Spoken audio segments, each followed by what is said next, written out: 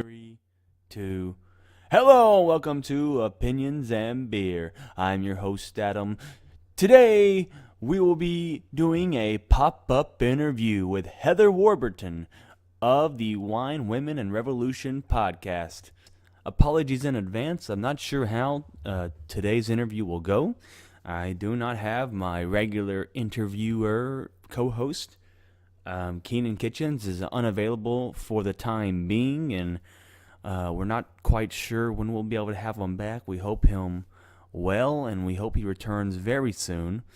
But for today's episode, we have Edray 1416 on the other line with Heather Warburton. We will transfer over there very shortly. But first, let me go ahead and get into this beer. Today's beer of the day is Shiner's Morello Dark Cherry. Shiner Dark Cherry. It is 7% in alcohol by volume, brewed with cherries. Yeah, I think you can tell by the name. You know, life is just a brew of cherries, and so is this beer. Now, cherry, you can go left or right with cherry. You can go wrong or right with cherry. Cherries are kind of difficult. Maybe not difficult, but for some reason it seems like a difficult flavor to pull off right. You either get like this really sweet, like a decent, like a snow cone type of cherry, or you go the opposite way and get more of like a bitter cough medicine cherry. Hopefully this one is a snow cone cherry. We shall see. I'm going to go ahead and try this beer. This is a mixture of I feel like it's going for the sweet, like a snow cone cherry taste, but that aftertaste is so medicine. Maybe it's because of the alcohol. Maybe because there's alcohol in this. There's no way to get a non-medicine taste from it. I'm not quite sure. If anyone out there thinks that there's a good cherry beer that tastes like snow cone cherry and not cough syrup medicine cherry, please join our Facebook group, Opinions and Beer, or you can email me at adammorgan4873@gmail.com. Go ahead and email me and tell me where to find a better cherry beer. And you know what? Go ahead and message me if there's a beer out there that you think we should try to get a hold of to review for Opinions and Beer. It's not the worst thing. You know, these are definitely drinkable. I can't see myself drinking too many of these, though. I feel like it'd give you a stomach ache. Or at least me, I think I would get a stomach ache from this beer if I drank it too much. Shiner, I've been praising you quite often, but this time I'm going to give you a little boot. I'm going to boot this beer into the try again next year column. It's not that good. Yeah, I'm going to say it's not that good. You know, a lot of times I love flavored beers, and I love that candied beers and like these really fruity, sweet beers. This one I do not like. Do not like this one. But I will still drink it because, like I said, it's drinkable. I just don't like it. Maybe a 5. A 4. 4 out of 10. Not that good.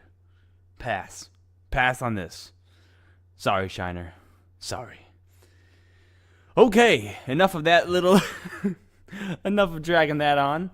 I think Edray is ready, and we are going to switch over now to this interview, and hopefully it goes well. We shall see. In 3, 2, 1. Here we are. Okay, welcome to the Opinions and Beer podcast. I'm your host, Adam. To my left here, I have Edray 1416. Hello, everyone. Today we are talking with the host of the Women, Wine, and Revolution podcast, Miss Heather Warburton, correct? Yep, Heather Warburton, and it's Wine, Women, and Revolution. Wine, Women, and Revolution. How's your day going so far? How you doing? Pretty good. It was snowy here yesterday, but it's finally starting to melt a little bit, so that's nice. Yeah, it's been 70 here all all winter. It's been 70. I'm not jealous at all. Man, so you're from New Jersey, is that correct? Yes, I am. Man, they have a lot of news going on right now. Y'all just had a hostage situation get resolved over there at a UPS facility. I saw a little bit about that, but I've been kind of busy this morning, so I wasn't following it that closely. Yeah, me neither. I'm just seeing that it's all over the news, being posted. Let's see, where's that? It's right near, I guess right near Philadelphia. It's in between Philadelphia and Wilmington over in Delaware. Interesting. Near Swedesboro. But you said that Yeah, it's not too far from where I am. You said you were on your way to the an art gallery. Yeah, that is also my day job, as I am an artist. Is that the was that the Grusmore art? Grusmore? No. No. Well, I'm a associate artist at the Riverfront Renaissance Art Gallery, but I was actually on my way out to the Art Center today, which is just a community art gallery. Well, that's really cool. What got you into being an artist? Well, I went to school for marine biology way back in the day, back when I was still in college, and ended up taking a photo class, and I fell in love with it so much I changed my major on the spot and ended up getting a visual arts degree instead. Really cool. Was the Heather Warburton photography at heatherwarburtonphotography.com? What kind of photos and paintings do you do? Well, I do surrealist portrait photography is my fine art stuff I do, but I also do commercial, industrial, headshots, all the usual pay the bills stuff. I try to get into photography. I'm more into videography, if anything.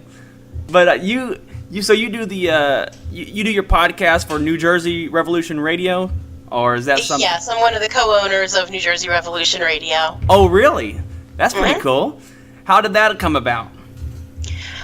Well, my business partner, I ended up meeting him back when I was part of the Green Party. He was the membership chair when I first joined, and we became friends over the course of working together for a while. And once I sort of resigned from my position at the Green Party, we were looking for another opportunity to work together. We have similar politics, so we decided, let's see what happens if we start an independent media company. And we're going on about 6 months we've been running it now. That's pretty cool. Yeah, Wine, Women, and Revolution. What all do you discuss in your podcast? Well, it's anything really on my podcast. I've had artists and poets and authors. I have political activists. I have anti-capitalist activists, environmentalists. My next interview coming up next week, I'll be interviewing environmentalist Doug Peacock, who you may know if you are an environmentalist. He inspired one of Edward Abbey's characters in the Monkey Wrench Gang. So he's my next interview coming up next week. That's really nice. That's pretty cool. Yeah, we're on this we're on the interview train trying to we're still pretty early in our podcast, about a month in.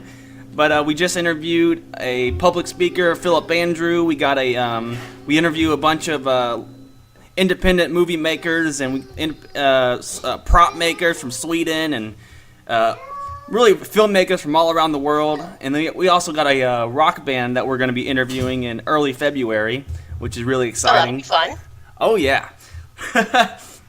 I actually did interview a independent filmmaker, a local one from New Jersey, for one of my episodes for my Halloween special, because he made sort of a horror movie about the Jersey Devil and ghosts and a haunted house and found footage. So I had him on for my Halloween special, and that was a lot of fun.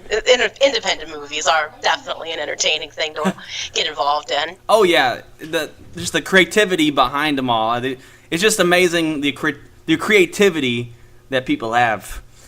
Right, because you have such a low budget, I think, that you have to really think outside of the box because you can't afford high impact graphics. So you have to do the best you can with like your buddy under a sheet hiding in the corner, you know. Exactly. Now you said that you were part of the Green Party of New Jersey. Yeah, last year I was actually one of the 3 co-chairs of the Green Party of New Jersey. Oh, what happened with that? Oh, just it got to be too many things going on all at the same time in my life, so I resigned from. I couldn't do the party justice when I had so many other things going on. But I still support candidates. I've worked for, do headshots and artwork for various candidates still. It was just, I could not give the party what it needed at that point in time. No, we do live in the deep South. The deep South. So our political beliefs may not align, but I do. Probably not, considering I am an anti-capitalist. But the some things I do agree. I do think that we do have some laws that definitely need to be changed around certain things, especially one of my co-hosts. I had to pre-record a bunch of interviews the other day because my co-host had to go to jail for a joint because he had the joint and he owed $1,000 and he couldn't pay the $1,000, so now he's in jail and he won't be back until he deals with that. So. Yeah, I'm actually organizing a cannabis education forum for here locally in the Atlantic City area or the surrounding community, educating people about where the cannabis legislation stands in New Jersey, if you're a medical marijuana patient, what that process looks like. We're putting together a big forum that'll be coming up in the next couple of months. So I'm definitely a supporter of legalization. And now with me here is Edray 1416. He is a very controversial figure online in the commentary community, mainly for his grassroots conservative movement. He's a grassroots conservative. Tell us about yourself, Edray. Introduce yourself. You haven't said nothing. Well, it was hard for me to come up with something, but I'm going to try to convey whatever I can anyway. Well, anyway, I'm a grassroots conservative. I believe that we should not have a very big government to begin with, because whenever there's a big government, it costs taxpayers more money to support them. And then I do believe, and believe it or not, I do agree with the legalization of hemp that the government just implemented, because I believe that hemp can do a lot of wonderful things for America, including make your own electricity, believe it or not. I mean, you grow your own hemp, you harvest it, and then you start processing the hemp to where you could get the fuel and then use the hemp fuel to power your own house, so you don't have to pay the electric companies hundreds of dollars a month for electricity. And the other thing is that while marijuana itself has yet to be fully legal in the United States, I do believe that marijuana has some benefits like fighting cancer and among other things, And the other thing about my views as a grassroots conservative is that we should allow people to speak whatever's on their mind and not intervene with government just to help us get our message out there. I mean, from the conservative side, you could say what you want. From the liberal side, you could say what you want. But I'm against censorship because it's not really a good way to get your message out there if the other side cannot convey their own subjective viewpoints. We get in a lot of talks over socialism in Facebook and across the world, social justice, but so wine, women, and revolution. Do you drink? Do you do like wine tasting on your show? Well, the general premise of it is that it's sort of a bunch of activists or whomever it is I'm interviewing sitting around my kitchen table, having a glass of wine, and just having a discussion about whatever it is we're talking about. Oh, that's it. That's cool. That's cool too. Yeah, in our show, we kind of every episode we started off with a probably it's usually a pre-taped beer review before we go off into the deep end of whatever we want to talk about, from entertainment news to to interviews, all sorts of things. So what's all happening in New Jersey right now that you're pushing and all right, advocating stuff for? I'm involved in, at least. That, as I said, we are talking about legalizing pot here in New Jersey, expanding the medical program, and also doing expungement of people's criminal justice records, that if they were arrested just for having some pot on them, like a basic possession charge, that their criminal history would be expunged off of their record once we legalize it. We are currently talking about expanding to a $15 an hour minimum wage. That's being debated politically. There was a recent big, where the Democrats who are in power in New Jersey tried to create a gerrymandering bill, so a bunch of activists had to come together to fight against that. That's the kind of news I've been involved in New Jersey. Yes, $15 minimum wage sounds great. Well, I disagree with the $15 minimum wage, Why? and here's why. Because wages should depend on two things: the supply and demand, and of course the ability of the worker. I mean, if the worker can perform the task very well alongside increasing, balancing the supply and demand, increase demand and try to balance supply and stuff like that. I mean, if the worker does very well, then they deserve to get paid a certain amount of money per hour. But I don't think that poor workers, people that poorly perform at their job, should deserve $15 an hour, because I think that'd be a waste of company resources, and it proves that companies are not very competent. I don't know how to respond to that one.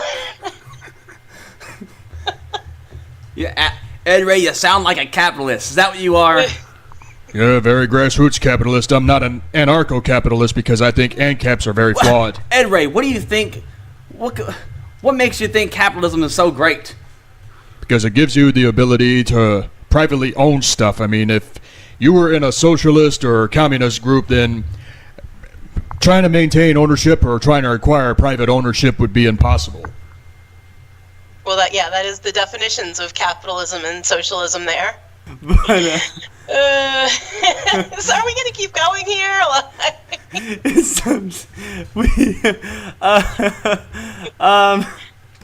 So I'm guessing you guys are big fans of the legalization, right? Is that the gist I'm getting here? we're just big fans of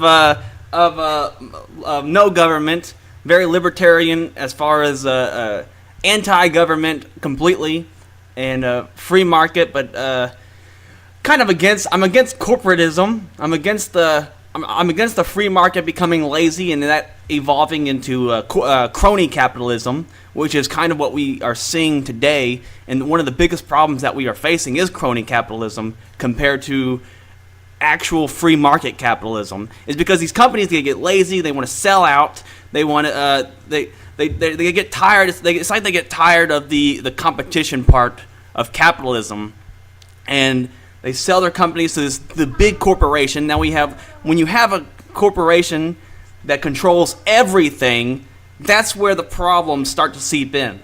I believe in just competition side of the free market than I am for government regulations. And because we're seeing it right now. We're seeing when the government fails or when the government is incompetent, then people start getting hurt. And we're seeing that right now with our government right now being shut down. We're seeing people, standing outside for bread. They don't get their food. Is because you can't rely on something as incompetent as the government is. Well, I think that the government can be a source of good, but currently as it's being operated, that it's not living up to the potential that it should be, that it's so divisive right now, that's so partisan, that people are getting hurt because people will go along with whatever stupid thing their party says because they're so partisan that they won't stand up and be like, what are you doing? And I think that is part of the problem of just having a two-party system. I think we need to have many, many more political parties, or else you get into this hyper-partisan where people don't call out when their own party is doing something really damaging. Agreed, and this is one of the things why they why the founding fathers believed in more of a republic instead of democracy, because they felt like they wanted a more smarter opinions than the general consensus, because they realized the that founding fathers did warn us not to make a two-party system, that it would be the destruction of democracy in America. Yeah, the big problem with parties are that you can never get one side to agree, or you can't even get your own party to agree. That's why I believe in variables like independent or libertarian, whatever you want to call it, constitutionalist, or if you want to be politically indifferent, that's your prerogative. I just think... I don't like libertarian politics, but a lot of libertarian candidates I actually get along very well with, since we're running independent candidates and we're facing the same roadblocks so often, that they don't let you into debates, or that they don't let you participate in various forums because you're outside of that two-party duopoly. So I've actually worked with the Libertarian Party, like in New Jersey, for example. The Green Party and the Libertarian Party sued the state together to force the state to allow you to register as Green or Libertarian. Oh, they wouldn't let you? No, you could only register as the either Democrat, Republican, or Independent. See, that is an issue. That's so stupid. What is going on? Why? So it really hurts. You can't grow your party if no one can be registered at your party. Like, oh, well, how many people are in your party? 0 is essentially what it was up until. And the Green Party and the Libertarian Party together won that lawsuit. So now you can register as all the different parties that are available. What were some of those frustrations, some of the reasons why you had to step down? Yeah, well, I just had a lot of things going on in my life as well. Just you get very busy sometimes when you're working on projects, various art projects, or various whatever, is going on in your life. There's always a lot of drama involved in politics. Oh, yeah. I think no matter what party you're involved in. And sometimes, you can get a little frustrated with some of the drama and just be like, I'm just going to focus on my real life for the moment and let you guys bicker amongst yourselves. Yeah, I know a lot of Democratic circles are very angry with the Green Party over Jill Stein. They are. Over Jill Stein, they are constantly bringing up Jill Stein references. Gosh darn Jill Stein! If y'all wouldn't have voted for her, we would have won. Yeah, I get that yelled at me actually very frequently. Do they really yell at you? They definitely are not. They don't want to hear anything you have to say about how values matter. They would just like to yell at you about Jill Stein. Even though I live in New Jersey, the state which is so predominantly Democrat, like my vote really didn't count. I voted for Jill Stein, but my state went so heavily towards Hillary, it didn't impact anything anyway. But they still like to yell at me. I just feel it's definitely, it comes down to self-reflection. You don't want to vote for somebody that you didn't want. It's like you can't get mad at, yeah, why would they get mad at you for making your free choice? It's I think just the visualization of people voting for someone else gives someone else okay, maybe if I would have voted for that Green Party member, that would have been good. They could have got elected. The visualization of those numbers going up for those independent parties really helps other people make that choice to vote for somebody other than the two-party system. Yeah, and in New Jersey, our senatorial candidate did the best we've ever had a Green Party candidate do in New Jersey. She got 25,000 votes, which is just a testament to how much people are looking for another option. I noticed on the Green Party, was this the Green Party Facebook page? I don't know how, you said you're not really... Right, I support individual candidates, but I'm not part of the leadership anymore. But do you know anything about what they were talking about? They were going into a meeting about the some Patterson shooting. A Patterson. Oh yeah, it wasn't a shooting. There was a person who was arrested. Jameek, I believe his name was, and he actually went into the police station, or when he did a live stream, he was very confused, but he said, if anything happens to me, the police did it. And then later, he was checked into the hospital, very beaten up, and ended up dying while he was in the hospital. I think it was 2 days after he was taken to the hospital. So there's a lot of confusion of what happened to him, why, how did he get all these bruises to his face? And people have been going to town hall, to the local, I think, police office, but don't quote me on that because Patterson's very far north of where I am, doing protests. The first night that they did a protest, the police, I believe, maced people and were hitting them with their bikes. Jesus. And so every night since then, there's been a protest of, we want to know what happened in this. How did this man end up dead? Jesus. That's intense. Yeah, it definitely is. So, I stand with the family. I believe his name was Jameek. All of his family and associations, that they have the right to know what happened to him while he was in police custody. Now, I'm not gonna lie to you. I 100% voted for Trump. I 100% believe that I was Trump's original supporter. I started supporting him in 2012 or 2011, I believe, when he first even teased announcing it. I'm not gonna lie, but the biggest thing that I disagree, because I do have more of a libertarian point of view when it comes to things. I was more of a Rand Paul supporter. One of the biggest things that I disagree with the conservative and Republican Party comes down to the police issue in general. I think there needs to be some sort of reform in how the police are. The police officers are given jobs without even fully being trained on the law they're trying to enforce, and they're not clearly evaluated to the fullest extent in the type of job they're given. They're given so much power over the community. When the police were formed, the police in America, when that entity was formed, it was initially supposed to be a visualization of our Second Amendment rights, the right to bear arms. That we had the police officers were supposed to be our protection against a tyrannical government that came against us. But as time progressed, they are now the tyrannical government.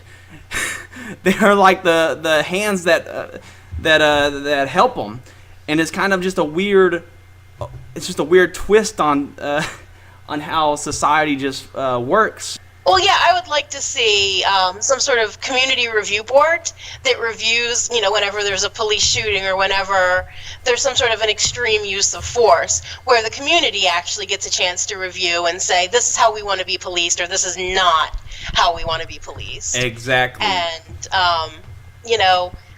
you sound a little bit younger than me, so I don't remember if you remember the movie The Watchmen. Yes. It was about superheroes, and there was the Who's Watching the Watchmen. That's why you need something like that to watch the police, to make sure that the police are not serving a tyrannical government. They're not serving racism. They're not serving injustice. That they have, that they're. So they need somebody to watch them while they're watching everyone else. And a lot of this comes down to just the ignorance that is implemented into the police force in general. They just, like I said earlier, they're not taught the law. They're just taught to write tickets, make that quota, and to just constantly look for those little things that shouldn't bother anybody, but they're going to make a big deal out of it because they need to make that quota. Well, I think what happens is if the police get suspended or fired, that the arbitration board or whatever you call it should not encourage these cops to get back on the streets, because the arbitration board or whatever, they're usually the ones that allow the cops to get back on the force, despite the fact that the chief of police in whatever police station there is anywhere in the country, they're the ones that fire the cops. But this arbitration committee or whatever, they're the ones that can overrule the chief of police at any single time, and these cops can come back on the force, spread their power all over again, and beat up people whenever they want, arrest people whenever they want, even if the charges are trumped up, if you will. It's almost like they're forced to be aggressive. It's like their hand, because I don't want to sit here and say that all the police are just these bad guys. I just feel like they're put under a microscope in terms of what they do in their job. Instead of just making sure everyone's safe, it's like, make sure you write this many, make sure you arrest this many people, and make sure you do, you find something to hurt somebody. It's like I've always heard that the police were always described to me as a robber with a badge. It's like a legal robbery. It's armed robbery that they can get away with. They come up to you and they have a gun on them and they're like, "Hey, give us your money, or you're going to jail. Give us your money, or we're gonna shoot you."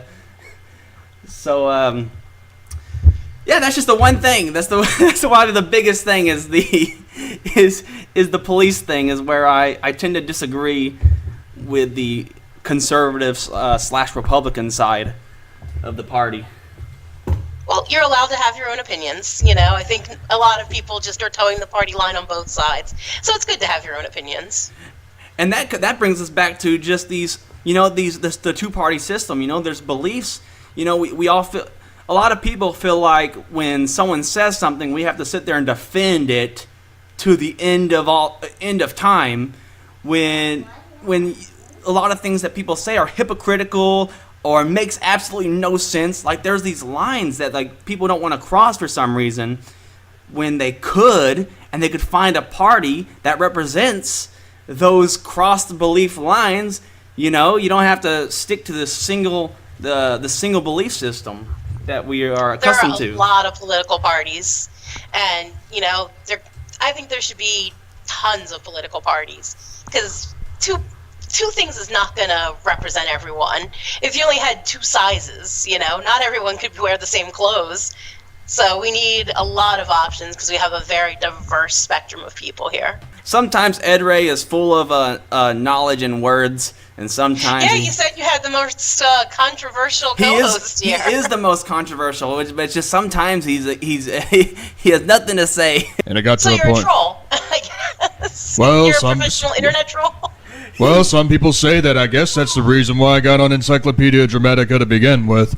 But after a while, I decided to stop that and go to a very serious direction, and that's why I ended up doing blogs on my website called the EdrayReport.com. Edray, the gardening troll.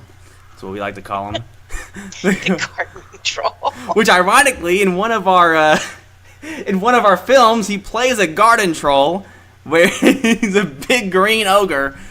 And we call him a garden troll, and it's pretty funny.